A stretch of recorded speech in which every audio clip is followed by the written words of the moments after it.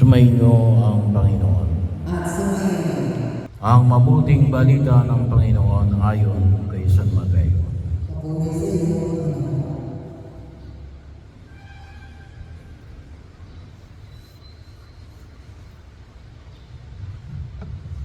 Noong panahon yon nang marinig ni Jesus ang pagkamatay ni Juan Bautista, siya ay sumakay sa isang bangka at nag-iisang pumunta sa isang ilang na lugar.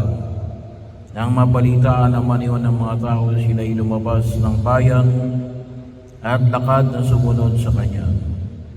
Paglunsad ni Jesus sa dalampasigan, nakita niya ang napakaraming taong yaon. Nahabag siya sa kanila at pinagaling niya ang mga may sakit na dala nila. Nang dapit hapon ay lumapit sa kanya ang mga alagad, sinabi nila, "Ilang ang buhok na ito, malapit nang lumubog ang araw. Papuntahin na po ninyo sa mga nayon ang mga tao upang makabili ng kanilang makakain." Hindi na sila kailangang umalis pa, sabi ni Jesus. Kayo ang magbigay sa kanila ng makakain.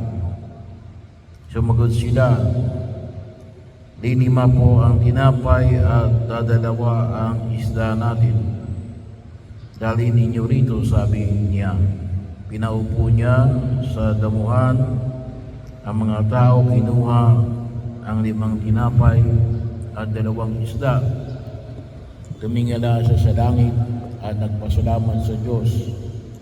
Pinagpira-piraso niya ang tinapay at iniutos sa mga alagad na ipamahagi iyon sa mga tao. Kumain silang lahat at nabusog. Tinipon ng mga alagad ang lumabis, nakapuno ng 12 bakol na pira-pirasong tinapay. May 5,000 lalaki ang kumain, bukod pa sa mga babae at mga bata. Ang mabuting balita ng Panginoon. Pinupuri ka namin,